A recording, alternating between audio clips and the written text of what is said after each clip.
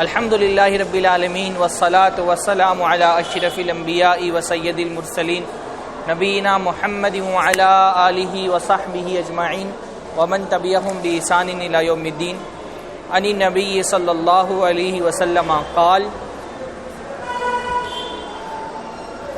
خیرکم انفعکم للناس۔ سب سے پہلے ہر قسم کی حمد و ثنا اللہ رب العزت کے لیے لائق اور زیبا ہے، جس کے فضل و احسان سے ہم آج کی اس مجلس میں جمع ہوئے ہیں۔ اللہ تعالی ہماری اس حاضری کو قبول فرمائے۔ آج کا جو ہمارا موضوع ہے وہ آپ نے اعلان میں سنا، اسلام اور سوشل ورک۔ تو میں نے 3 باتیں مجھے آج کے درس میں آپ لوگوں کے سامنے رکھنی ہے۔ ایک بات یہ آپ کے سامنے رکھنی کہ اسلام میں سوشل ورک کی اہمیت کیا ہے۔ دوسری بات آپ لوگوں کے سامنے یہ رکھنی ہے کہ سوشل ورک کی اجتماعی نظام کے ساتھ جڑ کر کے کام کرنے کی کیا اہمیت۔ یعنی ایک سوشل ورک تو یہ ہوتا ہے کہ آدمی انفرادی طور پہ خدمت خلق کا کام کرتا رہے، لیکن سوشل ورک اجتماعی طور پہ کیوں ہونا چاہیے۔ اور تیسری چیز آپ لوگوں کے سامنے یہ رکھنی ہے کہ شریعت کے اعتبار سے معاشرے میں کون کون سے کام سوشل ورک کے ہیں، خدمت خلق کے ہیں، جو ہم کو کرنے چاہیے۔ جب ہم سوشل ورک ایک لفظ استعمال کرتے ہیں، اس کے لیے الگ الگ طرح کی اصطلاحات ہیں۔ سوشل ورک بھی کہا جاتا ہے، سوشل سروس اس کو کہا جاتا ہے۔ اردو میں بڑا خوبصورت سا ایک لفظ ہے اس کے لیے، خدمت خلق، اللہ تعالیٰ کی مخلوق کی خدمت۔ اور عام طور پہ دوسرے الفاظ جو انگریزی میں استعمال ہوتے ہیں ان کے مقابلے میں اردو کا لفظ زیادہ وسیع معنی رکھتا ہے اور زیادہ خوبصورت معنی رکھتا ہے کہ اللہ تعالیٰ کی مخلوقات کی خدمت کرنا۔ شریعت کے اندر اس کی بڑی اہمیت ہے۔ شریعت میں سوشل ورک کی کیا اہمیت ہے، اس میں سب سے پہلی بات تو آپ یہ دیکھیں کہ اللہ تعالیٰ نے جن انبیاء کو دنیا کے اندر بھیجا، اور نبیوں کا جو دنیا کے اندر کام تھا اس کے 2 ڈائمنشن تھے، 2 پہلو اس کے تھے۔ ایک پہلو تو یہ ہوتا ہے کہ دنیا میں جو انبیاء آتے ہیں وہ روحانی رہنمائی کے لیے آتے ہیں، اسپریچول گائیڈ بن کر کے آتے ہیں، اللہ تعالیٰ کی طرف سے ایمان اور عقیدے کی اصلاح کے لیے آتے ہیں۔ لیکن آپ دیکھیں گے کہ ہر نبی کی زندگی کا ایک پہلو، یعنی ایمانی اور روحانی تربیت کے ساتھ ساتھ ایک بہت بڑا پہلو ہوتا ہے سوشل ریفارم کا۔ ہر نبی دنیا میں ایک طرح سے لوگوں کے ایمان اور ان کے عقیدے کی بھی اصلاح کرتا ہے، اور دوسری سطح پر سماج اور معاشرے کی اصلاح کا کام بھی کرتا ہے نبی۔ حضرت شعیب علیہ السلام ہیں، وہ ایک طرف جہاں توحید کی بات لوگوں کو سکھا رہے، لوگوں کا عقیدہ درست کر رہے ہیں، وہاں سماج میں پائے جانے والی ایک برائی کی اصلاح بھی کر رہے ہیں کہ لوگ ناپ تول میں کمی کرنے والے۔ آپ شروع سے دیکھتے جائیں، حضرت نوح علیہ السلام، ان کی زندگی میں ایک بہت بڑا سیلاب آنے والا ہے، تو وہ توحید کی دعوت دے رہے ہیں، اس کے ساتھ ساتھ کیا کر رہے ہیں، کشتی تیار کر رہے ہیں۔ تو ایک طرح کا سوشل ورک ہے نا، کہ لوگوں کو آفتوں میں، مصیبتوں میں ریلیف دینے کے لیے کشتی تیار کر رہے ہیں۔ حضرت موسیٰ علیہ السلام گزر رہے ہیں، دیکھا کہ ایک بنی اسرائیل کے بندے پر ایک قبطی ظلم ڈھا رہا ہے، تو آگے بڑھ کر کے اس کا ہاتھ پکڑ رہے ہیں اور اس مظلوم کی مدد کر رہے ہیں۔ یہ کیا ہے؟ یہ بھی سوشل سروس ہے، مظلوم آدمی کی مدد کرنا۔ حضرت موسیٰ اور حضرت خضر گزر رہے ہیں ایک راستے سے، اور دیکھ رہے ہیں کہ ایک دیوار ڈھہنے والی ہے، دونوں اپنے ہاتھوں سے وہ کیا کر رہے ہیں، اس دیوار کو کھڑا کر رہے ہیں۔ کیوں؟ کیونکہ اس دیوار کے نیچے ایک یتیم کا خزانہ ہے، اور اس بات کا اندیشہ ہے کہ دیوار گر جائے گی تو خزانہ باہر آ جائے گا، اور ان کے جو گارجین ہیں وہ خزانہ اپنے قابو میں لے لیں گے۔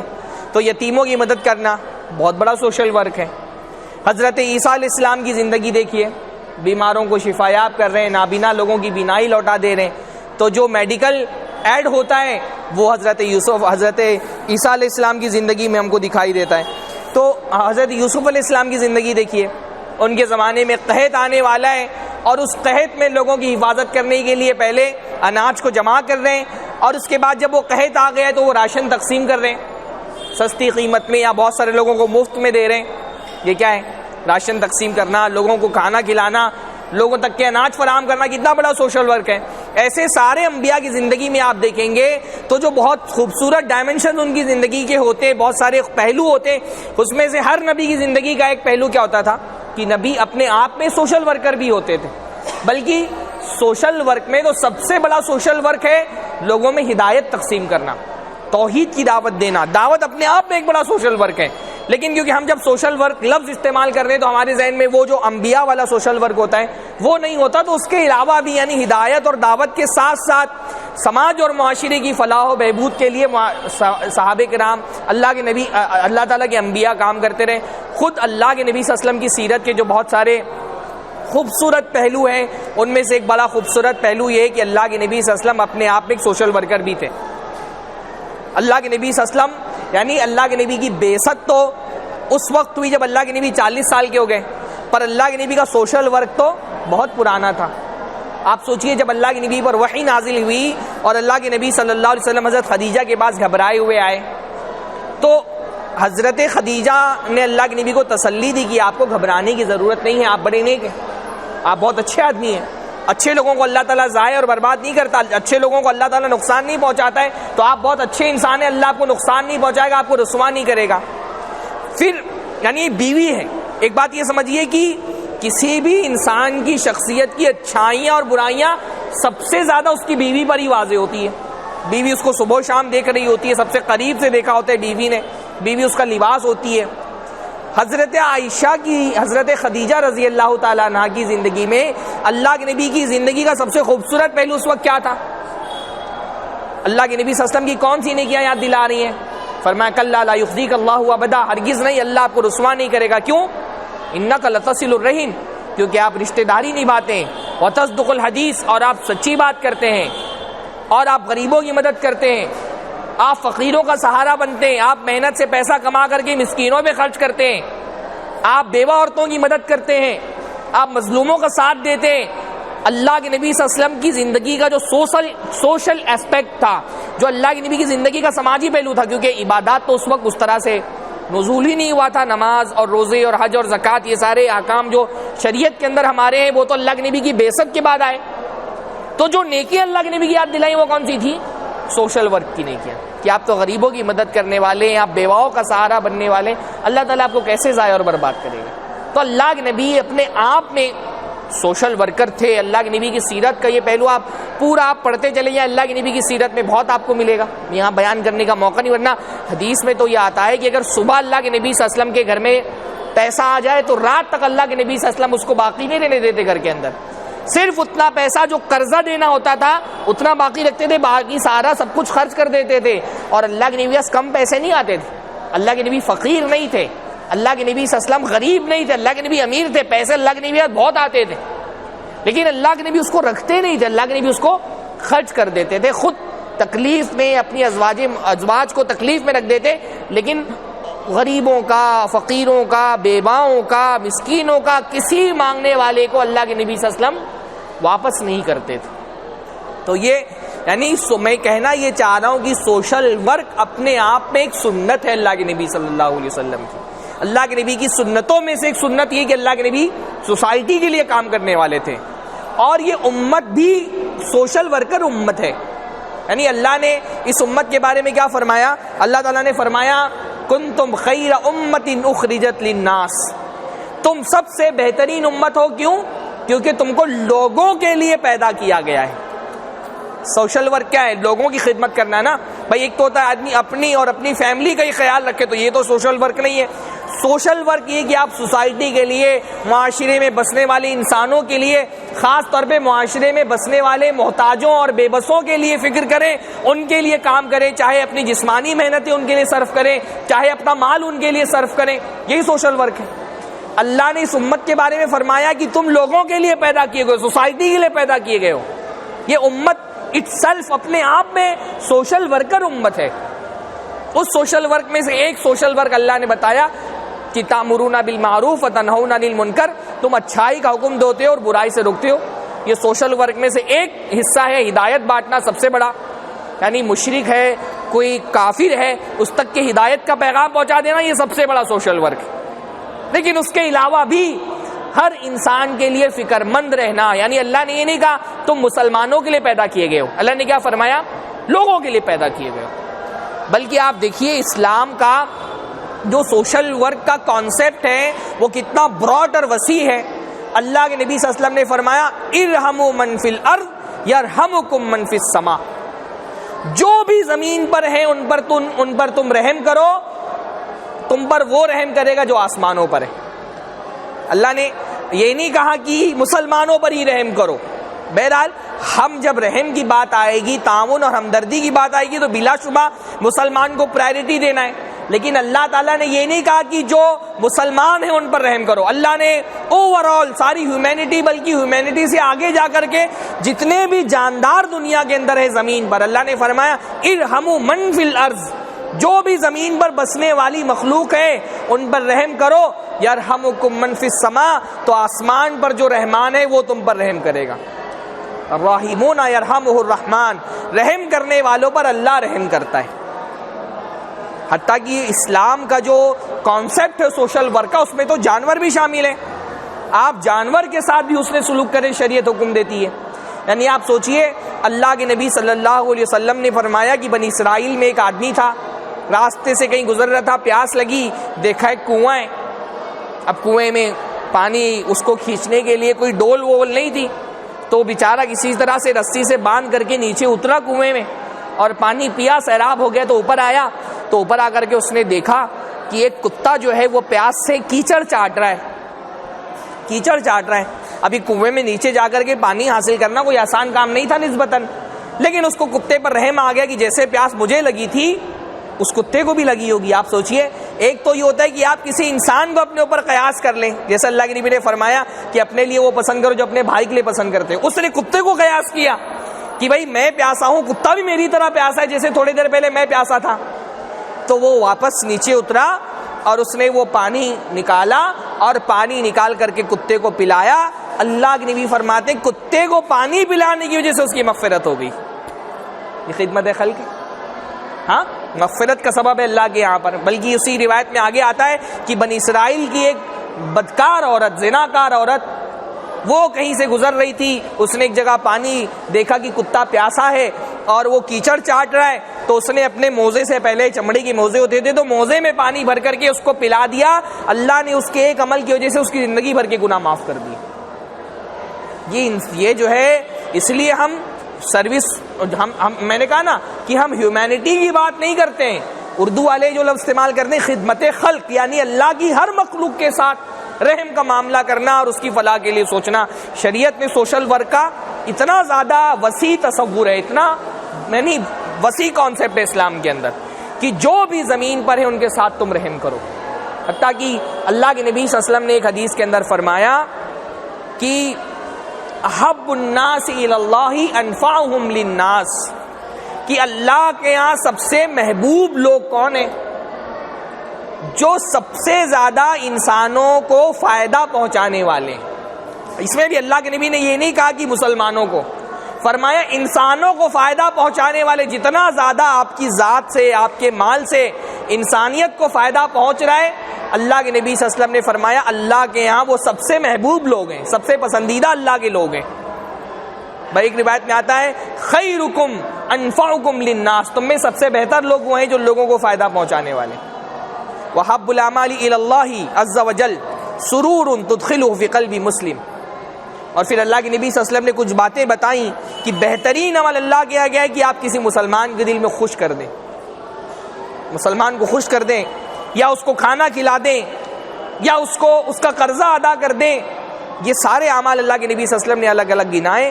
اور اللہ کے نبی صلی اللہ علیہ وسلم نے فرمایا کہ ہمارے ایک مزاج ہی بن گیا ہے کہ ہم دینداری کا مطلب صرف عبادتوں تک محدود سمجھتے ہیں، کہ دینداری کا مطلب عبادتیں کر لینا. اللہ کے نبی صلی اللہ علیہ وسلم نے فرمایا، شیخ البانی نے اس روایت کو صحیح کہا ہے کہ میں اپنے کسی بھائی کی مدد کرنے کے لیے اس کے ساتھ چلوں، کہ میرا کوئی بھائی پریشان حال ہے اور میں اس کے ساتھ چل کر کے اس کی کوئی مدد کر دوں، بیمار ہے تو اس کو اسپتال میں لے کر کے چلے جاؤں، یا اس کی کہیں سفارش کرا دوں، اس کے بچے کا ایڈمیشن کرا دوں، مختلف کام ہوتے ہیں. اپنے بھائی کی مدد کی غرض سے اس کے ساتھ چلوں. اللہ کے نبی نے فرمایا یہ مجھ کو محبوب ہے اس سے کہ میں اپنی اس مسجد میں 1 مہینہ اعتکاف کروں. مسجد نبوی میں 1 مہینہ اعتکاف کرنے سے زیادہ محبوب یہ ہے کہ میں اپنے بھائی کی مدد کرنے کے لیے اس کے ساتھ چلوں. شریعت میں یہ تصور ہے.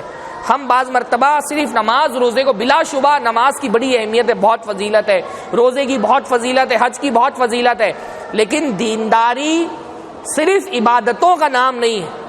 اگر آدمی کی جو سوشل زندگی ہے وہ اگر وہاں پہ اس کے معاملات اور اخلاق خراب ہیں تو اس کی دینداری بعض مرتبہ اس کو فائدہ نہیں پہنچاتی، بلکہ اگر بندہ اس کا ایمان درست ہے تو معاشرے میں اس کا جو کردار ہوگا وہ اس کی روشنی پھوٹے گی اور سارے انسان اس سے فائدہ اٹھائیں گے۔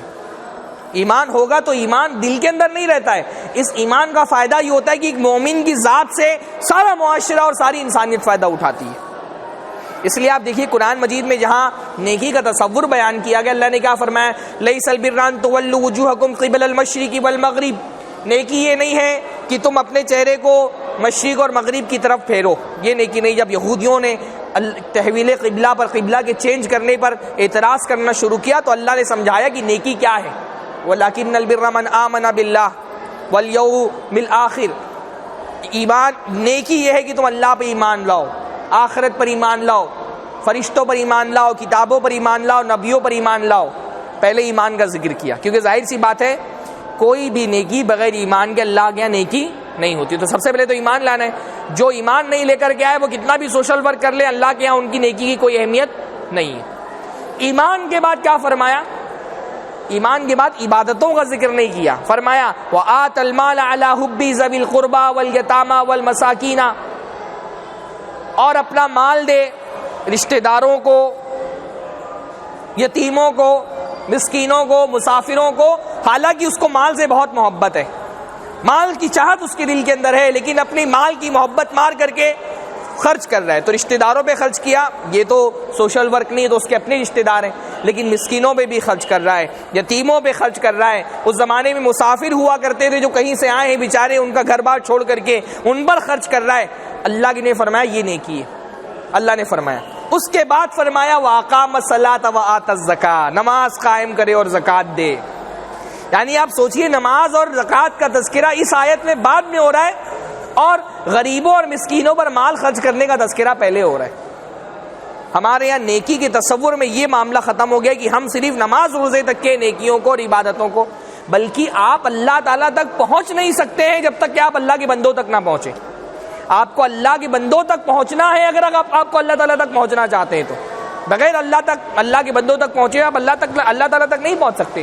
بڑی خوبصورت حدیث ہے کہ اللہ کے نبی صلی اللہ علیہ وسلم کی، اللہ کے نبی صلی اللہ علیہ وسلم فرماتے ہیں قیامت کے دن اللہ تعالیٰ اپنے ایک بندے سے پوچھے گا کہ اے میرے بندے، میں بیمار ہوا اور تو میری عیادت کے لیے نہیں آیا؟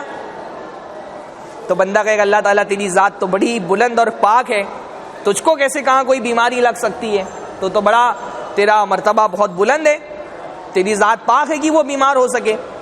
تو اللہ تعالیٰ اس سے کہے گا میرا فلاں بندہ بیمار ہوا تھا، اگر تو اس کی عیادت کے لیے جاتا تو وہاں مجھ کو بھی پا لیتا۔ اللہ تک پہنچنا ہے تو اللہ کے بندوں تک پہنچو پہلے۔ کہا فلاں بندہ میرا بیمار ہوا تھا، اگر اس کی عیادت کو جاتا تو ہم کو بھی پا لیتا۔ ہم کتنا معاشرے میں ہمارے یہاں تو اپنے رشتہ دار بیمار ہو جائے تو ہمارے پاس وقت نہیں ہوتا کہ جا کر کے عیادت کریں، کتنی فضیلت ہے عیادت کی۔ چاہے جائے کہ آپ جو ہے کسی اجنبی مریض کی عیادت کرنے کے لیے جائیں اسپتالوں میں، ہاں یہ ساری حدیثیں پڑھ ہم رہے، عمل کوئی اور کرتا ہے۔ مطلب مجھے تو بہت افسوس ہوتا ہے، لیکن یہ حوالہ دینا پڑتا ہے کہ مسلمانوں کی دین میں سوشل ورک کی اتنی اہمیت ہے، لیکن زمینی سطح پر آپ دیکھیں تو سوشل ورک کا کام سارے کافر لوگ کر رہے ہیں۔ آپ سوچیے کتنے افسوس کی بات ہے کہ وہ اپنے باطل معبودوں کو خوش کرنے کے لیے نیکیاں کر رہے ہیں، ہم اپنے سچے معبود کو خوش کرنے کے لیے نیکی نہیں کر سکتے۔ ہمارے دین میں تو یہ تصور ہے کہ اللہ تعالیٰ تک پہنچنا ہے تو مریض تک پہنچو، ہمارے دین کا یہ تصور ہے۔ اللہ تعالیٰ فرما رہے ہیں میرے بندے، میں نے تجھ سے کھانا مانگا اور تو نے مجھے کھلایا نہیں، تو اللہ تعالیٰ کہے، اسے بندہ کہے گا اللہ تعالیٰ تیری ذات تو پاک ہے، تجھ کو تو بھوک ہی نہیں لگتی۔ تو اللہ تعالیٰ کہے گا کہ میرے بندے، میرا فلاں بندہ تھا، اس نے تجھ سے کھانا مانگا تھا، اگر تو اس کو کھانا دے دیتا تو مجھ کو بھی پا لیتا، وہاں پر ہی میں تجھ کو مل جاتا۔ ہاں لیکن ہمارے، آپ سوچئے بہت افسوس کی بات ہے، ہم اللہ کا کیا جواب دیں گے؟ ابھی 2-4 سال پرانا ہی واقعہ ہے نا، مدھیہ پردیش میں ایک عورت بھوک کی وجہ سے مر گئی، مسلمان، بھوک کی وجہ سے اس کے گھر پہ کھانے کے لیے کھانا نہیں تھا۔ ہم اس قوم کے لوگ ہیں کہ ہماری منگنیاں ہمارے گھر میں ہوتی ہے، 5-5 10-10 لاکھ روپیہ ہم خرچہ کر دیتے ہیں۔ ہمارے قوم کی عورت جو اربوں روپیہ زکوٰۃ کا نکالتے ہیں، ہمارے قوم کی عورت فاقہ کشی سے مر گئی, اس کے پاس کھانے کے لیے کھانا نہیں تھا, اللہ کے ہم کیا جواب دیں گے؟ کہاں جاتی ہماری زکوٰۃ ساری؟ ہاں, کہا کہ میں نے کھانا مانگا تو نے کھانا نہیں کھلایا. ہاں, اللہ تعالیٰ کہے گا بندے سے کہ اے میرے بندے, میں نے تجھ سے پانی مانگا اور تو نے پانی نہیں پلایا, تو بندہ پھر وہی جواب دے گا کہ اللہ تیری ذات تو بڑی پاک ہے. تو اللہ تعالیٰ کہے گا کہ میرے فلاں بندے نے پانی مانگا تھا, اگر اس کو پانی پلا دیتا تو تم مجھ کو وہاں پر پا لیتا, میں مل جاتا تجھ کو. افسوس سے یہ کہنا پڑ رہا ہے, یہاں سے لے کر کے آپ یو پی چلے جائیں, بنگال چلے جائیں, اس طرف بھی آپ چلے جائیں, ابھی گرمی کا سیزن آنے والا ہے, کتنے پیاؤ جو ہوتے ہیں نا, پانی پلانے کے جو اسٹال لگے ہوئے ہوتے ہیں, میں نے کبھی کسی مسلمان کا اسٹال نہیں دیکھا کہ پانی پلانے کے لیے اس نے کبھی کہیں پر ایک چھوٹا سا, کتنا پیسہ لگتا ہے پانی پلانے میں بھائی؟ ہاں, دنیا کا خرچہ ہم کر دیتے ہیں, لیکن کسی اسٹیشن پر میں نے نہیں دیکھا. یہاں پر کتنے ٹرینیں گزرتی ہیں ممبئی سے ہو کر کے اور الگ الگ جگہوں پہ جانے والی, بعض مرتبہ میں دیکھتا ہوں کہ بھائی وہ جو بیچارے غریب کا طبقہ ہوتا ہے وہ چالو ڈبے میں بیٹھے ہوئے ہوتے ہیں, اور ان کے پاس اتنا بھی مہلت نہیں ہوتی کہ اسٹیشن سے نیچے اتر کر کے پانی بھر لیں. تو میں نے دیکھا بعض تنظیمیں جو ہیں وہ ان کو پانی پلانے کا کام کر رہے ہیں. میں بھی انشاءاللہ بتاؤں گا پانی پلانے کی کتنی فضیلت ہے. اللہ کے نبی نے فرمایا سب سے افضل صدقہ پانی پلانا ہے. ہم پڑھتے ہیں یہ ساری حدیثیں, لیکن آج تک میں نے کسی مسلمان کو نہیں دیکھا کہ اس کا کوئی اسٹال لگا ہوا ہو پانی پلانے کا خدمت خلق کے لیے. آپ کے اسٹیشن کے باہر کلیان میں اتنی بڑی تعداد ہے مسلمانوں کی, کیا ایک پانی پلانے کے لیے اتنے سارے نکل کے آنے والے گرمی کے مہینے میں گزرتے ہیں؟ ہاں, کیا ہم ان کو پانی نہیں پلا سکتے ہیں؟ اتنی بڑی ہماری آبادی ہے, کسی کلیان میں ہوں تو اس کی مثال دے رہا ہوں, ورنہ مسلمانوں کی اتنی بڑی آبادی ہے, لیکن کہیں کوئی پانی پلانے کے لیے میں نہیں دیکھتا ہوں مسلمانوں کی طرف سے کوئی انتظام ہو. اللہ کے نبی صلی اللہ علیہ وسلم نے تو فرمایا, جب وہ کتے والی حدیث اللہ کے نبی نے بیان کی تو صحابہ نے پوچھا کہ اللہ کے نبی جانوروں کے ساتھ اس نے سلوک میں بھی اجر ہے؟ تو اللہ نے فرمایا ہر جاندار کے ساتھ, ہر گیلے کلیجے والے کے ساتھ نیکی کرنے میں اجر ہے. لوگ کتوں کو پانی پلا کر کے ان کی بخشش ہو جاتی ہے, ہم انسانوں کو پانی پلانے کے روادار نہیں ہیں, انسانوں کو پانی پلانے کے روادار نہیں ہیں. تو کیا یہ نہیں ہوں بہت کوئی مشکل کام نہیں ہے؟ میں کرلا میں ایک مرتبہ میں نکلا باہر ویسٹ کی طرف, تو ایک ٹرسٹ ہے ان لوگوں کی, ایک مندر ہے, اور وہاں پر شربت بٹ رہا تھا. کرلا سمجھنے مطلب کروڑ پتی مسلمان وہاں رہتے ہوں گے, اربوں کی جائیداد ان کی ہوگی. تو مندر کی ٹرسٹ کی طرف سے پانی بٹ رہا تھا شربت, اور باقاعدہ کئی مسلمان لڑکیاں عورتیں نقاب پہن کر کے 2-3 گلاس پانی لے کر کے جا رہی پی رہی. علاقہ ہمارا, پانی کوئی اور پلا رہے ہیں, حدیثیں ہم سناتے ہیں پانی کوئی اور پلا رہے ہیں. اسی جگہ ایک مرتبہ میں نے دیکھا کہ کاپیاں بٹ رہی ہیں, جو نیا سال شروع ہوا تو کتابیں اور کاپیاں تقسیم ہو رہی ہیں, اور مسلمان عورتیں نقاب لگا کر کے کھڑی ہیں اور باقاعدہ وہ حاصل کر رہی ہیں. میں بتا رہا ہوں, مجھے افسوس ہوتا ہے کہ مجھے کسی کافر کا حوالہ دینا پڑے آپ لوگوں کے سامنے, لیکن صورتحال یہی ہے, صورتحال یہی ہے. ہم کھانا کھلانے کی اتنی فضیلت بیان کرتے ہیں, اور کھانا کھلانے کے لیے کون پہنچتا ہے؟ الگ الگ احتجاجات میں آپ دیکھیے کن کے لنگر لگے ہوئے ہیں, مسلمانوں کی تو نہیں ہے. ہاں, تو یہ کہ کھانا کھلانا, پانی پلانا, یہ ساری نیکیوں کے کام ہیں. اور اللہ تعالیٰ تک آپ چاہتے ہیں کہ ان حالات میں اللہ تعالیٰ کی مدد آئے, تو اللہ تعالیٰ کی مدد بغیر اللہ تعالیٰ کے بندوں کی مدد کے نہیں آئے گی. آپ چاہتے ہیں اللہ کی مدد آئے تو اللہ تعالیٰ کے بندوں کی مدد کیجیے. اللہ کے نبی صلی اللہ علیہ وسلم نے فرمایا واللہ فی عون العبد ما کان العبد فی عون اخیہ. اللہ تعالیٰ اس وقت تک بندے کی مدد کرتا ہے جب تک بندے اللہ کی مدد کرتے ہیں. اللہ کے نبی صلی اللہ علیہ وسلم نے بہت ساری حدیثیں جو ہیں وہ بیان فرمائی ہیں سوشل ورک کی. یعنی آپ سوچئے جو زکوٰۃ کا اور صدقے کا پورا ہمارے یہاں نظام ہے, وہ نظام کیا ہے؟ وہ سوشل ورک ہی تو ہے. زکوٰۃ یعنی اسلام کے پلرز میں سے شہادتین کے بعد, نماز کے بعد تیسرے مرتبے پر زکوٰۃ ہے. اور زکوٰۃ ہے کیا؟ پورا غریبوں کی مدد کرنا. اللہ نے فرمایا تؤخذ من اغنیائہم وترد علی فقرائہم, ان کے امیروں سے لیا جائے اور ان کے غریبوں کو دے دیا جائے, معاشرے میں رہنے والے غریب طبقے کو دیا جائے, اس کی مدد کی جائے. یہ پورا سوشل ورک ہے. زکوٰۃ کا تو پورا نظام سوشل ورک کا نظام ہے. قرآن کا بہت بڑا حصہ غریبوں اور مسکینوں اور محتاجوں اور بے بس لوگوں کے تعاون کی فضیلت میں.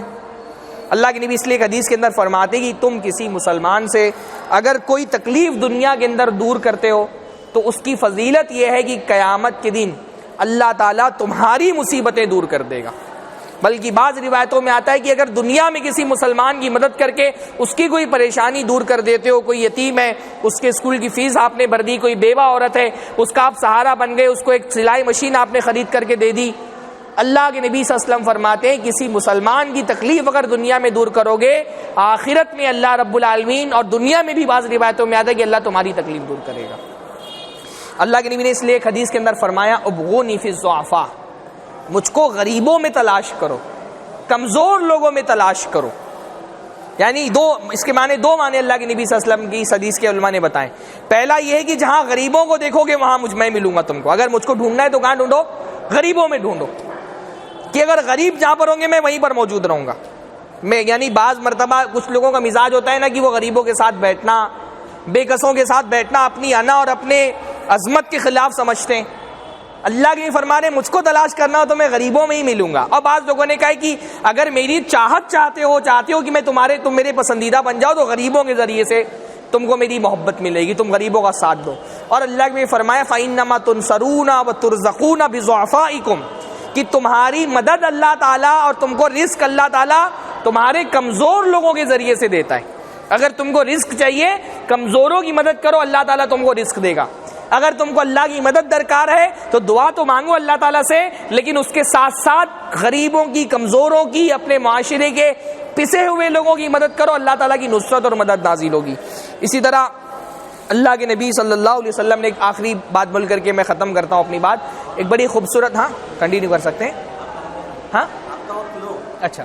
اللہ کے نبی صلی اللہ علیہ وسلم کی ایک بڑی پیاری حدیث ہے۔ اللہ کے نبی صلی اللہ علیہ وسلم فرماتے ہیں، صحیح مسلم وغیرہ کی، صحیح بخاری کی روایت ہے، آپ سوچئے اسلام کے اندر ہائٹ دیکھیے، خدمت خلق کی عظمت کتنی بڑی ہے۔ اللہ کے فرماتے ہیں الساعی علی الارملتی والمساکین، کی بیوہ عورتوں، ارملہ خاص طور پہ بیوہ عورتوں کا ذکر کیا گیا، کہ بیوہ عورتوں اور مسکین لوگوں کی مدد کی کوشش کرنے والا، یعنی اس نے ابھی مدد نہیں کی ہے، وہ اپنے طور پہ کوشش کر رہا ہے کہ میں معاشرے کی بیوہ عورتوں کی مدد کروں یا مسکین لوگوں کی مدد کروں۔ اللہ کے نبی نے فرمایا بیوہ عورتوں اور مسکین لوگوں کی مدد کرنے والا کل مجاہد فی سبیل اللہ، اللہ کے راستے میں جہاد کرنے والے کی طرح ہے۔ صحیح بخاری کی روایت۔ یعنی جہاد کتنی بڑی چیز ہوتی ہے، آدمی اپنی جان اپنی ہتھیلی پہ لے کر کے دشمنوں کے نرغے میں چلا جاتا ہے، اس کو موت کا خوف ہے، یعنی جہاد تو بہت بڑا عمل ہے۔ اللہ کے نبی فرماتے ہیں اب ہمارے یہاں تو جہاد نہیں ہے، کوئی امیر نہیں، کوئی حکومت نہیں ہے، اللہ کے نبی فرماتے ہیں جہاد کا ثواب کیسے ملے گا؟ بیواؤں کی مدد کریے معاشرے کے اندر۔ واللہ وہ معاشرہ تو ایسا معاشرہ تھا جہاں بیواؤں کے لیے بہت ساری سہارے کی چیزیں تھیں، خاص طور پہ مرد بہت زیادہ شادیاں کرتے تھے تو عام طور پہ بیوہ عورتوں کے لیے بہت بڑا سہارا ہوتا تھا کہ کوئی عورت بیوہ ہو کر کے عام طور پہ بیٹھی نہیں رہتی تھی، اس کی شادی ہو جایا کرتی تھی۔ بہت زیادہ عمر کی کوئی بیوہ عورت ہو چاہے بیٹھی رہ جائے، لیکن ہمارے معاشرے میں اگر جوان عورت بھی بیوہ ہو گئی ہے تو بہت کم چانس ہوتا ہے کہ اس کی کوئی دوسری شادی ہو جائے۔ 30 اگر کراس کر دیا تو ہمارے یہاں تو کیونکہ دوسری شادی کا کوئی مزاج بھی نہیں ہے۔ اور ہم نے، آپ بتائیے، اتنی بڑی مسلم سوسائٹی ہے، ہمارے یہاں باضابطہ یتیموں اور بیواؤں کے لیے کوئی انتظام ہے باقاعدہ؟ ہاں کوئی انتظام ہے کہ کوئی عورت معاشرے میں بیوہ ہوگی تو اس کو فلاں جگہ پناہ مل سکتی ہے؟ ہم تانے کسنے میں تو بہت آگے، انگلیاں اٹھانے میں بہت آگے، لیکن آپ بتائیے، یعنی میں خود اپنے بارے میں سوچتا ہوں اور کسی اور آدمی کے بارے میں سوچتا ہوں کہ اگر میری موت ہو جائے تو میرے بچوں کا کیا ہوگا؟ معاشرتی سطح پہ ہم نے کوئی اطمینان بخش انتظام نہیں کیا ہے کہ یہاں کوئی عورت بیوہ ہوگی تو اس کو فلاں جگہ ٹھکانہ مل جائے گا، سوائے اس کے کہ وہ آپ کی مسجد کے دروازے کے باہر کھڑے ہو کر کے بھیک مانگے۔ ہم نے بھکاری بنا دیا لوگوں کو نا۔ شریف عورتوں کو واللہ میں جانتا ہوں، میری آنکھ سے آنسو گرنے لگتے ہیں۔ بہت شریف ایک عورت کو میں نے مسجد کے باہر دیکھا، وہ بیچاری جو ہے بیوہ ہو گئی، اس کے شوہر کا انتقال ہو گیا، وہ ہاتھ نہیں پھیلاتی بیچاری کسی کے سامنے، یعنی جب وہ مسجد کے باہر بیٹھتی ہے تو وہ چہرہ دوسری طرف کر کے بیٹھتی ہے اور اس کے بچے وہیں پر کھیلتے رہتے ہیں، اور بچوں کا لباس اور زبان دیکھ کر کے سمجھ میں آتا ہے کہ بہت ڈیسنٹ کسی فیملی سے ان کا تعلق ہے، لیکن اب بیچاری وہ شوہر کی موت ہو گئی ہے تو کیا کرے گی وہ؟ ہم نے معاشرے میں کوئی نظام ہی نہیں بنایا ہے۔ تو جانے والے گزرنے والے سمجھ جاتے ہیں کہ کوئی شریف عورت ہے، ضرورت مند ہے، تو اس کے ہاتھ میں کچھ پیسہ بچوں کے ہاتھ میں پکڑا دیتے ہیں۔ کتنے معاشرے میں ایسے لوگ ہیں کہ اگر آج ان کی یعنی ہم تو ایسے معاشرے میں رہے ہیں جہاں بہت بڑی تعداد میں لوگ کرائے پر رہتے ہیں، آدمی کی موت ہو جائے تو بیوی کے پاس اگلے مہینہ کرایہ بھرنے کے لیے پیسہ نہیں ہوگا، کہاں جائے گی وہ؟ ہم نے کوئی معاشرتی انتظام یتیموں کے لیے نہیں کیا ہے۔ بعض یتیم خانے تھوڑے بہت کھول دیے لیکن وہ بھی کسی کو پتہ نہیں ہوتا ہے کہ کہاں ہے، کیا وہاں پر انتظامات ہوتے ہیں۔ اللہ کے نبی نے فرمایا بیواؤں کی مدد کرنے کی کوشش کرنے والا، ان کے لیے محنت کرنے والا اللہ کے راستے میں جہاد کرنے والے کی طرح ہے۔ راوی کہتا ہے مجھے شک ہو رہا ہے یا تو اللہ کے نبی نے فرمایا تھا کہ اللہ کے راستے میں جہاد کرنے والے کی طرح ہے، یا تو اللہ کے نبی نے فرمایا تھا اس روزے دار کی طرح ہے جو مسلسل روزہ رکھتا ہے، اور اس نمازی کی طرح ہے جو نماز پڑھتے ہوئے تھکتا نہیں ہے، رات بھر نماز پڑھ رہا ہے اور دن بھر روزہ رکھ رہا ہے، اس کی طرح اتنی بڑی نیکی اللہ کے نبی صلی اللہ علیہ وسلم نے فرمائی ہے۔ لیکن ہم نے اپنے یہ ساری حدیثیں جو ہے وہ ہم نے بند کر کے کتابوں کے اندر رکھ دی، اور کوئی ہم کو فکر نہیں ہے نہ اپنے معاشرے کی بیواؤں کی۔ واللہ میرے پاس اس طرح کی بھی واقعات آئے ہیں کہ مسلمان آدمی مر گیا، عورت بیوہ ہو گئی، کرائے پر رہتی تھی، اس کے پاس گھر نہیں تھا، بہت پریشان ہوئی، کہیں پر جاب وغیرہ کرنے لگی تو باس پریشان کرتا تھا، کولیگز پریشان کرتے تھے، کئی لوگوں سے کہا مجھ سے نکاح کرو، آدمی لوگ تیار نہیں ہوئے نکاح کرنے کے لیے، اس نے جا کر کے ایک ہندو آدمی سے جو یو پی کا تھا اس سے نکاح کر لیا، 2 بچے اس سے۔ میرے پاس آ کر کے رو رہی تھی کہ مولانا میں بہت مجبوری میں نے کام کیا ہے۔ کتنے واقعات ایسے میں آپ کو بتاؤں، کتنی عورتیں جسم فروشی پر مجبور ہو گئی، میں نہیں کہہ رہا کہ ان کے لیے جائز ہو گیا، پر وہ مجبور ہو گئی اپنا اور اپنے بچوں کا پیٹ پالنے کے لیے۔ اور واللہ اگر ایسے ہمارے معاشرے کی کوئی عورت اگر غربت کی وجہ سے جسم فروشی میں مبتلا ہو جائے، ہم پر بھی اس کا گناہ آئے گا کہ ہم نے وہ نظام کیوں نہیں بنایا اپنے گھر کی، اپنے معاشرے کی عورتوں کے لیے، ہم اس کے لیے اس کے گناہ میں برابر کے شریک ہوں گے۔ ہو سکتا ہے وہ مجبوری کی وجہ سے معاف ہو جائے، ہم کو اللہ تعالیٰ معاف نہیں کرے گا، یہ ہماری کوتاہی۔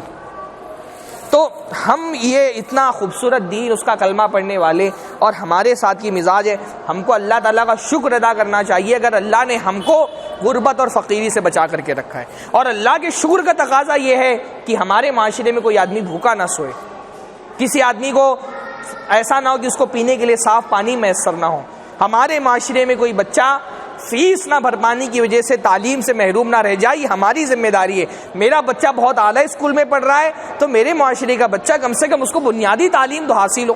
میں بہت اعلیٰ کھاؤں، اللہ تعالیٰ نے دیا، کتنا بڑا کرم کیا کہ اللہ تعالیٰ نے ہم کو اوپر والا بنایا ہے، تو میں گھر میں روز میرے بریانی بنے تو کم سے کم میرے معاشرے کا کوئی غریب آدمی چٹنی روٹی سے، دال چاول سے محروم نہ رہے۔ یہ اللہ نے جو ہم پر نعمتیں کی ہیں، ان نعمتوں کی شکر گزاری کا تقاضا ہے۔ اللہ نے فرمایا قرآن مجید کے اندر الم نجعل له عینین ولسانا وشفتین وہدیناہ النجدین، کہ ہم نے اس کو آنکھیں دی ہیں، اس کو زبان دی بولنے کے لیے، ہونٹ دیے، تو اتنی نعمتیں اس پر کی، اس کو ہدایت کا راستہ بتایا، گمراہی کا راستہ بتا دیا، لیکن وہ ایک مشکل سا کام نہ کر سکا، ایک گھاٹی پہ نہیں چڑھ سکا۔ وما ادراک ما العقبہ، اور کیا کام اس کو کرنا تھا، کون سی گھاٹی پر چڑھنا تھا؟ فک رقبہ، کسی کی گردن آزاد کر دیتا، کوئی غلام آدمی اس کی گردن آزاد کرتا، او اطعام فی یوم ذی مسغبہ یتیما ذا مقربہ او مسکینا ذا متربہ، یا جو بھوک کا دن ہے اس بھوک کے دن میں کسی کو کھانا کھلا دیتا، کسی یتیم آدمی کو، کسی مسکین آدمی کو۔ تو یہ اللہ تعالیٰ نے جو نعمتیں کی ہیں وہ بھی اس کی شکر گزاری کا تقاضا یہ ہے کہ ہم خدمت خلق کا کام کریں۔ اور بہت اہم بات یہ ہے کہ دعوت جس کو ہم کہتے ہیں، دعوت کا سب سے اہم ترین جو حصہ ہے وہ خدمت خلق سے ہی شروع ہوتا ہے۔ ایک بڑی خوبصورت سی بات حضرت عطا ابن ابی رباح تابعی ہیں، انہوں نے بڑا خوبصورت ایک بات انہوں نے کہی ہے، انہوں نے یہ کہا کہ اللہ کے نبی صلی اللہ علیہ وسلم کی دعوت کا آغاز اللہ کے نبی کی بعثت سے پہلے ہو گیا تھا۔ بعثت کب ہوئی؟ یعنی اللہ کے نبی کو نبی بنا کر کے کب بھیجا گیا؟ جب اللہ کے نبی 40 سال کے ہوئے تب۔ انہوں نے کہا بعثت تو اللہ کے نبی کب ہوئی؟ جب اللہ کے نبی 40 سال کے ہوئے، لیکن اللہ کے نبی کی دعوت کا آغاز اس سے پہلے ہو چکا تھا۔ کیسے؟ کہا حسن خلق کے ذریعے سے، اچھے اخلاق کے ذریعے سے۔ وہ جو اللہ کے نبی نے اپنی بعثت سے پہلے اچھے اخلاق سے لوگوں کے ساتھ پیش آئے، غریبوں، فقیروں اور مسکینوں کی مدد کی، سچے بنے، اللہ کے نبی امین اور صادق کہلائے، وہی بیس بنا آگے اللہ کے نبی صلی اللہ علیہ وسلم کی دعوت کا۔ اللہ کے نبی نے جو دعوت دی، اس دعوت کی بنیاد میں اللہ کے نبی صلی اللہ علیہ وسلم نے اپنا کیریکٹر اور کردار پیش کیا نا۔ جب کھڑے ہوئے پہاڑی پر اور لوگوں کو بلایا تو لوگوں کے سامنے اپنی دعوت کی بنیاد کس پر رکھی کہ دیکھو میں امین اور صادق ہوں، میرے بارے میں تمہارا یہ تجربہ ہے۔ ہاں، اپنے کردار اور اخلاق کی بنیاد پر اللہ کے نبی نے دعوت شروع کی۔ تو دعوت جو ہے، جس کو ہم دعوت کہتے ہیں، اس کا آغاز کہاں سے ہوتا ہے؟ آپ کے اپنے کردار کی اچھائیوں سے، خدمت خلق سے۔ معاشرے میں آپ جب نفع پہنچانے والے بنیں گے تو لوگ آپ کی بات سنیں گے، آپ کی بات سنی جائے گی. آپ کسی کافر کا ذرا سا تعاون کریں گے تو یہاں خاص طور پہ ہندوستان کے ماحول میں جو ہندو مذہب کو ماننے والے وہ نسبتاً ان کے ساتھ معاملہ کہ آپ تھوڑا سا بھی کوئی نیکی کر لیں تو وہ بالکل آپ کو بھگوان مانگنا شروع کر دیتے ہیں. آپ سوچئے ایسے مذاہب دنیا کے اندر جن کا کوئی بیس نہیں ہے، ان کے عقائد کا، ان کے مذہب کا کوئی بنیاد نہیں ہے، وہ صرف کیوں پھیل رہے ہیں؟ سوشل ورک کی وجہ سے. بنگلہ دیش میں لاکھوں کی تعداد میں لوگ عیسائی ہو گئے، کیوں؟ کیونکہ ان کا سوشل ورک بہت مضبوط ہے. آپ کے ہندوستان میں جو بہت بڑی تعداد میں یہ لوگ عیسائی مذہب جنہوں نے اختیار کیا انگریزی حکومت کے وقت، اس کا بیس کیا تھا؟ سوشل ورک، لوگوں کے لیے محنت کرنا. آپ سوچئے مدر ٹریسا جس کو کہتے ہیں، جو اتنی بڑی شخصیت ہے، اس کی ان کے مطلب جو ایک پہلو ان کے کفر و شرک کا ہے وہ اپنی جگہ پر، وہ تو بہت برا ہے، لیکن آپ سوچئے جو ان کی خوبی تھی ویسا کوئی ایک شخصیت ہم کو پوری تاریخ میں مسلمانوں میں نہیں ملتی ہے. یعنی وہ تو ان کے بارے میں ہی آتا ہے کہ وہ جو کوڑ کے مریض ہوتے تھے ان کے ساتھ بیٹھ کر کے ان کی خدمت کرنا اور ان تک کے کھانا پانی پہنچانا. میں کہہ یہ رہا ہوں کہ ہمارے دین میں اس کی اہمیت ہے اور دوسرے مذہب کے لوگ اس کو فالو کر رہے ہیں. ہاں باقاعدہ زکوٰۃ کا جو کافی وقت ہو گیا، زکوٰۃ کا جو الگ الگ مدیں بیان کی گئی ہیں اس میں سے ایک بہت بڑی مد کیا ہے؟ والمؤلفۃ قلوبہم، لوگوں کا دل نرم کرنے کے لیے ان کے ساتھ اچھائی کی جائے، ان کو زکوٰۃ کا پیسہ دیا جائے. آپ کو کسی علاقے میں یہ لگتا ہے کہ یہاں زکوٰۃ کا پیسہ دے کر کے یہاں کچھ دوسرے مذہب کے لوگ ہیں، دوسرے دین کو ماننے والے، اگر ان پر کچھ پیسہ خرچ کیا جائے تو ہماری بات سننے کے لیے تیار ہو جائیں گے. یا ہو سکتا ہے کہ اسلام قبول کر لیں، یا اسلام قبول نہیں بھی کرتے تو ہو سکتا ہے کہ مسلمانوں کے لیے ان کا دل نرم ہو جائے. یعنی جو مؤلفۃ قلوبہم کی علماء نے تفسیر بیان کی ہے کہ دل نرم کرنے کے لیے آپ زکوٰۃ کا پیسہ دے سکتے ہیں، اس میں سے یہ بھی ہے کہ کوئی مسلمانوں کا دشمن ہے اور اس پر اگر زکوٰۃ کا پیسہ خرچ کیا جائے تو اس کی دشمنی ختم ہو سکتی ہے، اسلام نہیں قبول کرے گا تو بھی اس کو زکوٰۃ کا پیسہ دینا جائز ہے. آج خاص طور پہ معاشرے میں جو فسادات کا ماحول ہمارے ملک میں بنا ہے، اس میں بہت بڑا طبقہ جو یوز ہوتا ہے فرقہ پرست طاقتوں کے ہاتھ سے، وہ کون ہوتا ہے؟ غریب ہے، بے روزگار ہے، اس کو کہیں پر جاب نہیں مل رہی ہے، تو جو پولیٹیکل لوگ ہوتے ہیں چار پیسوں کی لالچ دے کر کے ان کو فسادات میں یوز کر لیتے ہیں. جو بڑے پیسے والے لوگ ہوتے ہیں وہ سڑک پہ آ کر کے مسلمانوں کا گھر نہیں جلاتے. یہ غریب بے روزگار لوگ جن کو کچھ نہیں ہے تو یہ ہوتا ہے کہ 100-500 روپیہ مل جائے گا تو چلو ان کی بستی جلا دو، ان کو مار دو، قتل کر دو، اس سے ہمارا فائدہ ہو جائے گا. امیر آدمی جو بڑے اونچے طبقے کے وہ آ کر کے فسادات میں اپنے ہاتھوں سے شریک نہیں ہوتے.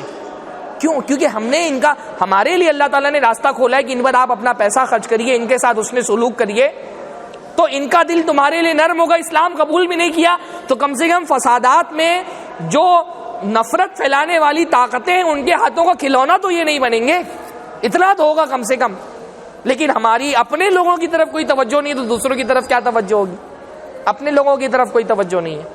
تو بہرحال خدمت خلق جو ہے وہ دعوت کا بھی بہت بڑا ذریعہ ہے. اللہ کے نبی صلی اللہ علیہ وسلم کے صحابہ کی بھی زندگی ایک پورا پہلو ہے، آپ اس کو نکال کر کے دیکھیں تو صحابہ کی زندگی میں بھی آپ کو بہت مختلف قسم کی خدمت خلق کے نمونے ملیں گے.